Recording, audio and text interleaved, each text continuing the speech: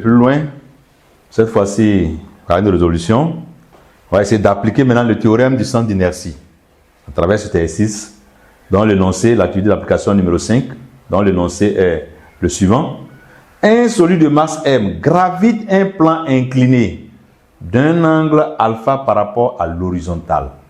On dit gravite un plan incliné, donc on va dire elle monte sur un plan incliné. Énonce le théorème du centre d'inertie en petit 1. 2. Établit l'expression de l'accélération en appliquant le théorème du centre d'inertie. 2.1, c'est-à-dire le premier cas, en l'absence d'effort de frottement. Deuxième cas, en présence d'effort de frottement. On voici un exercice, on nous dit, voilà un solide qui monte sur une pente, et tu montes sur une pente là, et on nous demande d'énoncer d'abord le théorème du centre d'inertie. Après, ce solide est... Il n'y a pas d'effort de frottement lorsque le solide monte la pente. On dit calculer, de donner l'expression, d'établir plutôt l'expression, c'est établir l'expression de l'accélération. Mais cette fois-ci, le solide gravite le plan incliné en présence d'effort de frottement. Il faut établir aussi l'expression de l'accélération. Bon, pour ce qui est de la première question, 1. Bon. Théorème du centre d'inertie. Que je mets est énoncé du théorème du centre d'inertie. On a déjà énoncé ce théorème plusieurs fois déjà dans le rappel du cours, à travers des exercices d'application, les différents exercices d'application, on va essayer de rappeler oralement le théorème. On ne va plus écrire. Donc, que nous dit le théorème du centre d'inertie? Le théorème du centre d'inertie nous dit quoi? Dans un référentiel galiléen, c'est un théorème que je dois connaître par cœur. Dans un référentiel galiléen, la somme vectorielle des forces extérieures,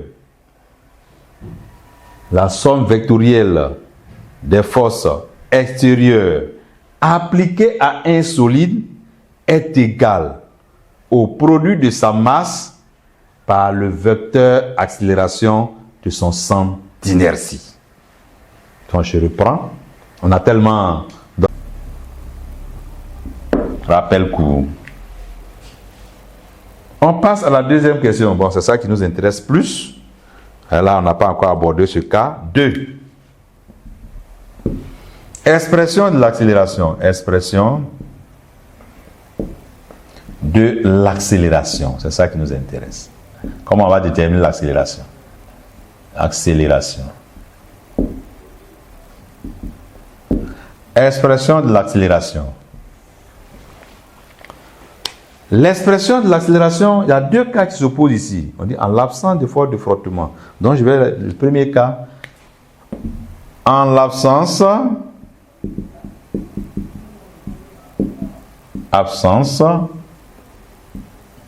de force de frottement.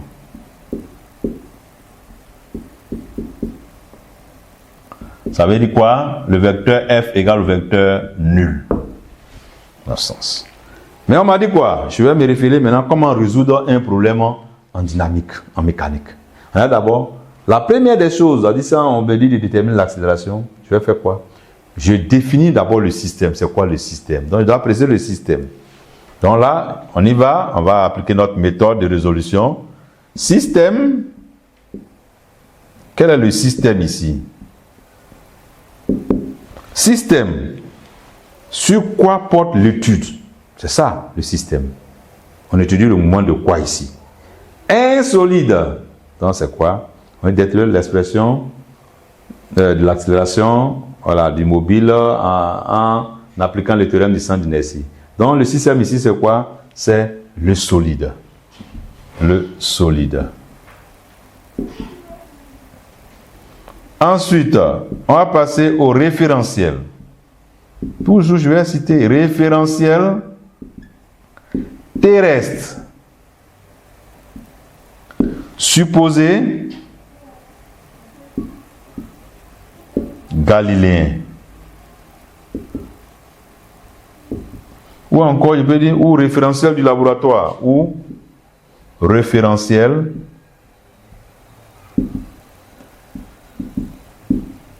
du laboratoire. Voilà, là, une expérience qui est allée au laboratoire. Référentiel terrestre supposé galiléen ou bien référentiel du laboratoire supposé galiléen. Voilà. Je passe à la troisième étape. On va faire quoi? Inventaire des forces. Inventaire des forces extérieures. Des forces extérieures au système. Inventaire des forces. Mais les forces, quelles sont les forces qui agissent ici? On va regarder. On est à un mobile qui gravite une pente inclinée. Quelles sont les forces qui vont agir? On aura d'abord, tout système de masse M possède déjà une force qu'on appelle poids. Donc déjà, on a P, poids du solide. On a une deuxième force. Le solide est déposé sur un support. Le support va exercer une réaction. Donc on a la réaction normale du support. On peut écrire réaction ici, R ou réaction normale. Réaction normale. Ou je peux écrire réaction tout court, réaction du support. Ou du plan. Voilà. Le support ici c'est le plan. J'ai écrit plan, du plan. Réaction normale ou réaction du plan. Du plan.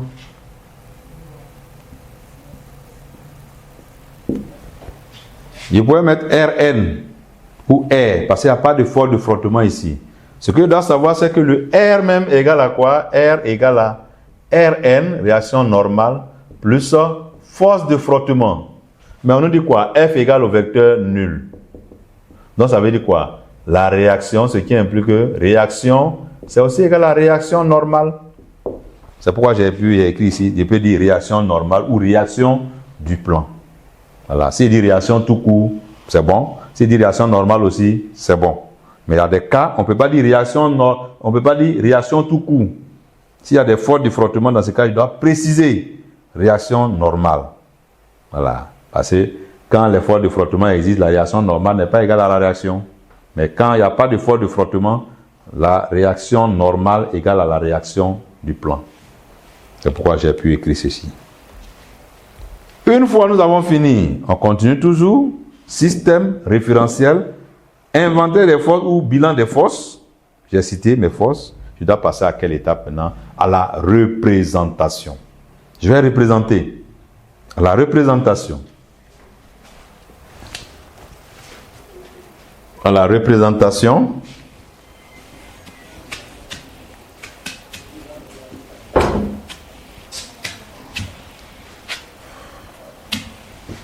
Bon, on a déjà l'énoncé. À la représentation, donc schéma. La représentation, c'est à moi maintenant de donner le schéma qui correspond à l'exercice. On avait dit quoi? On a un solide de masse M qui gravite. Voilà, donc je vais faire un bon schéma. Point matériel.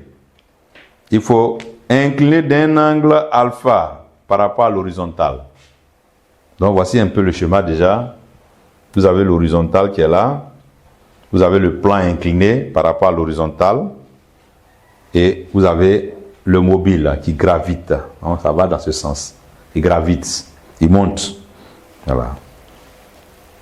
Et qu'est-ce qu'on nous demande? On nous demande de représenter les différentes forces.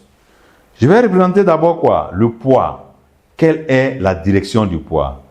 La direction du vecteur poids, c'est toujours la verticale du milieu et le sens dirigé du haut vers le bas. Donc on a le poids P. La réaction normale.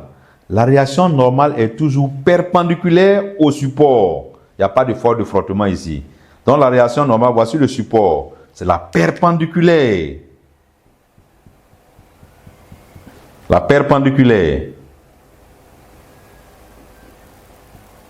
Voilà, donc là, vous avez un angle droit. La perpendiculaire au support. Je vais mettre ça haute couleur. Voilà, c'est un angle droit qui est là. Perpendiculaire au support. Voici la réaction normale. Ou encore réaction du support. Parce qu'il n'y a pas de force de frottement. Il n'y a pas de force de frottement. Donc la réaction est aussi égale à la réaction normale. Voilà, donc si vous voulez, R égale à Rn. Parce qu'il n'y a pas de force de frottement. Donc qu'est-ce que je peux faire maintenant? Une fois j'ai fait la représentation, j'ai déjà représenté les différentes forces, je vais répondre à ma question maintenant. Expression de l'accélération. Expression de l'accélération. Expression de l'accélération.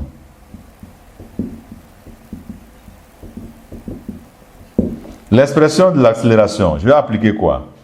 Pour cela, on demande l'accélération. Je vais faire quoi? On a dit soit j'applique le théorème du centre d'inertie ou le théorème de l'énergie cinétique. Mais ici, on parle d'accélération. Donc, je vais appliquer quoi? On va appliquer le théorème du centre d'inertie. Appliquons le théorème du centre d'inertie. Et qui nous dit quoi? Somme des forces extérieures appliquées au système égale à m fois l'accélération du centre d'inertie du solide. C'est ce que je vais appliquer. Donc, mes forces ont été déjà citées. Donc, je fais quoi? Je fais P plus R égale à quoi? MAG. Voilà. MAG. Mais on me demande l'accélération. On ne m'a pas demandé le vecteur accélération. C'est l'accélération. C'est-à-dire la composante du vecteur accélération. C'est ce qu'on nous demande. Mais quand je vais avoir la coordonnée de A, je fais quoi? Je dois faire une projection dans le repère. Ça va parler de la projection que je vais avoir les coordonnées. Donc ici, vous avez un mouvement qui est comment? Un mouvement qui est rectiligne. Donc ça se fait suivant une seule direction. Pour cela, je vais utiliser un repère à une seule dimension. Et le repère que j'utilise, je vais prendre par exemple, le mobile va dans ce sens. Je prends un repère qui va dans le même sens aussi. Donc je prends par exemple le repère et je mets X. Voilà. Le repère, donc on va dans le même sens que le mouvement. Donc je prends le repère, projection dans le repère A sur l'axe AX. Voilà. Parce que vous savez, un mouvement qui est rectiligne. Donc ça veut dire quoi? On aura besoin d'une seule coordonnée. Il y a une seule coordonnée. Mouvement rectiligne, on aura besoin d'une seule coordonnée pour pouvoir déterminer le A. Parce que A est suivant l'axe de déplacement. Projection sur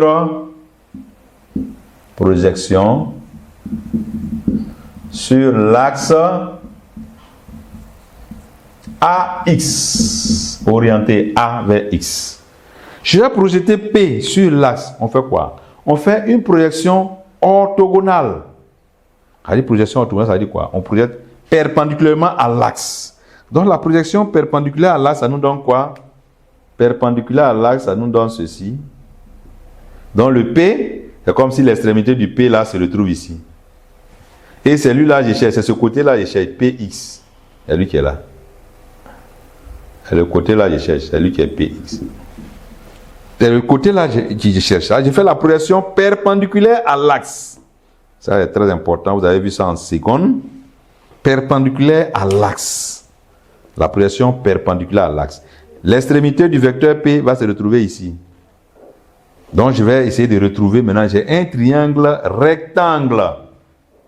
Triangle rectangle. Et dans le triangle rectangle, on va essayer de retrouver l'angle alpha. Ici c'est un angle droit déjà, donc ça peut être l'angle alpha. L'angle alpha se retrouve ici. Pourquoi? Selon les propriétés mathématiques, nous avons des angles à côté perpendiculaires. Deux angles à côté perpendiculaires sont égaux. On va essayer de regarder. Voilà le vecteur qui est là, P, et voilà son deuxième côté. On constate que lui là, le voici. Donc P qui est là est perpendiculaire à ce côté qui est là. Ce côté qui est là est aussi perpendiculaire au deuxième côté de lui là. Donc ils sont deux angles à côté perpendiculaires.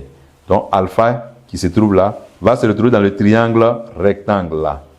Le côté que je veux, c'est quel côté? C'est le côté opposé à alpha. Côté opposé à alpha et côté, il est situé, côté, il est dirigé dans le sens contraire de l'axe. Parce que l'extrémité va revenir là. Donc ça me donne déjà un moins. Et le côté que je veux, c'est le côté opposé. Qui parle de côté opposé parle de quoi? Parle de sinus. En mathématiques, je dois savoir que le côté opposé, donc là, c'est mathématique. En mathématiques, on dit côté opposé égale à quoi? Côté opposé égale à côté adjacent. Côté opposé égale à hypoténuse multiplié par sinus de l'angle. Côté opposé, quand je veux le côté opposé en mathématiques, c'est égal à quoi? Hypoténuse multiplié par sinus de l'angle. Ici, quand je regarde alpha, alpha, le côté que je veux est opposé à alpha. Donc, c'est le côté opposé que je veux. Le côté opposé que je veux est dirigé dans le sens contraire de l'axe, parce que là, l'extrémité du vecteur est là. Donc, c'est contraire à l'axe. Donc, il y a un moins déjà. Mais l'hypoténuse, c'est quoi ici? L'hypoténuse, c'est P. Donc, il va faire quoi? Le Px correspond à quoi? À P sinus de θ. Il y a un moins qui l'accompagne parce qu'il est opposé à l'axe. Donc, la projection va nous donner quoi? Va nous donner moins P sinus alpha plus, ça on a fait la projection suivant l'axe AX, l'extrémité là, l'extrémité du vecteur va se retrouver ici. Voilà, on a fait une projection orthogonale. Le R à son tour, quand on fait la projection du R, un vecteur qui est perpendiculaire à un axe, quand on fait sa projection, ça donne 0. C'est comme s'il ramène l'extrémité perpendiculaire à celui-là, ça nous donne le point 0. Donc ça donne 0. Qui est égal M. La projection de A va nous donner AX, comme AX. Qu'est-ce qu'on nous demande? On nous demande de déterminer A. C'est A, on nous demande. Donc la projection, les projections que vous avez vues en classe de seconde C sont très capitales pour pouvoir résoudre l'exercice. C'est par rapport à ça. Voilà la finalité des projections que vous avez réalisées en seconde. Comment faire les projections? Les différentes forces. Parce que si je ne sais pas faire les projections, je ne peux pas déterminer A, la coordonnée A. Donc je vais tirer maintenant. C'est A que je cherche. Donc j'aurai quoi? MA égale moins P lui-même est égal à quoi? MG sinus alpha. Je fais quoi? A, X, je peux simplifier celui-là, il passe en bas, il va simplifier, il est égal à quoi? Moins G sinus alpha. Voici l'expression de A. Voilà l'expression de A lorsqu'il n'y a pas de force de frottement. Lorsqu'il n'y a pas de force de frottement. Donc je me reprends encore à nouveau. On nous dit de déterminer l'expression de l'accélération lorsqu'il n'y a pas de force de frottement. J'ai fait l'étude, j'ai représenté toutes les forces. J'applique maintenant le théorème du centre d'inertie. Somme des forces égale à M fois A. Les forces, il y a deux forces, je les aligne, et égale à MA. Maintenant, on doit passer maintenant. C'est la coordonnée de A qu'on nous demande ici. Le mouvement se fait suivant un seul axe. Parce que c'est un mouvement qui est rectiligne, ça se fait suivant une droite. Donc c'est rectiligne. Quand c'est rectiligne, ça veut dire quoi? J'ai besoin d'une seule coordonnée. Je n'ai pas besoin de définir deux coordonnées. Je définis un seul axe de projection, c'est l'axe suivant le déplacement. Et dans le sens du déplacement. Orienté dans le sens du déplacement. Je vais projeter P. Donc pour avoir la coordonnée de P, on doit faire la projection sur l'axe AX. Quand il fait la projection, on fait une projection orthogonale, c'est-à-dire perpendiculaire à l'axe. Perpendiculaire à l'axe. Donc je fais une projection perpendiculaire à l'axe. Il y a un angle droit ici. Le côté que je veux, c'est ce côté qui est là. Mais l'extrémité du vecteur, on constate que ça revient là. L'extrémité, le vecteur P, c'est comme si le vecteur P est contraire à l'axe AX. Donc ça veut dire quoi? Il y a déjà un moins. Le côté que je veux, c'est quel côté par rapport à l'angle alpha? Alpha même, je dois retrouver l'angle alpha dans le triangle rectangle. Triangle rectangle, vous avez alpha qui est là, mais dans ce triangle qui est là, là et là, alpha se trouve où? Ici, on a déjà un angle droit, c'est pas alpha. Donc soit alpha est là ou bien ici. Si alpha est là, on a les deux côtés. On a deux côtés ici aussi. Selon les propriétés mathématiques, on m'a dit quoi? Deux angles à côté perpendiculaires sont égaux. Je prends le premier côté qui est là. Je constate que perpendiculaire à ce côté qui est là. Quand je prends le deuxième côté de notre plan incliné, je constate quoi? Perpendiculaire au deuxième côté du triangle rectangle que j'ai décrit tout à l'heure. Donc ça veut dire quoi? Alpha va se retrouver là. Et le côté qui est là, c'est le côté opposé. En mathématiques, côté opposé égale à hypoténuse fois sinus de l'angle. Donc ça me fait déjà quoi? Hypoténuse, c'est quoi ici? C'est le P qui représente l'hypoténuse. Donc P multiplié par sinus de l'angle alpha. Mais je ne dois pas oublier que la projection me donne quelque chose de négatif parce que l'extrémité va se retrouver ici. C'est contraire à l'axe. Donc ça me donne moins P sinus alpha. La projection de R. R est perpendiculaire à l'axe. La projection d'un vecteur perpendiculaire à un axe donne 0. Donc il donne 0. La projection de AG va nous donner AX, suivant l'axe X. Donc finalement, AX égale à quoi? Je vais résoudre maintenant. M va passer. P égale à quoi? MG à son tour. P égale à MG. Donc je simplifie. AX égale à moins G sinus alpha. Ça, c'est dans le premier cas. Le premier cas où la force, les forces de frottement sont négligeables, n'existent pas. On va passer tout à l'heure au deuxième cas. Deuxième cas, cette fois-ci, les forces de frottement ne sont pas négligées. Voilà. En présence des forces de frottement. Ça veut dire quoi? Cette fois-ci, la force, le vecteur force, c'est différent du vecteur nul. Ce n'est plus égal au vecteur nul. Dans le premier cas, les forces de frottement, c'est égal au vecteur nul. Donc ici, je vais faire quoi? C'est le même système, le même référentiel. Le même système, le système n'a pas changé. C'est le même référentiel. Mais qu'est-ce qui a changé? On constate que les forces, il y a une nouvelle force qui s'ajoute. Le même système, le même référentiel. Mais au niveau des forces, il y a un changement. Donc je peux commencer à partir du bilan des forces ou inventaire. Inventaire, on dit inventaire. Ou on peut dire aussi bilan des forces. Bilan des forces. Quelles sont les forces qui vont agir ici? J'aurai toujours le poids P. P, poids du solide. Ensuite, j'aurai quoi? La réaction normale, dans ce cas, je mets Rn cette fois-ci parce qu'il y a les forces de frottement. Tout à l'heure, j'ai expliqué pourquoi. Le premier cas, on pourrait dire réaction tout court ou bien réaction normale. Mais ici, c'est réaction normale. Réaction normale du plan.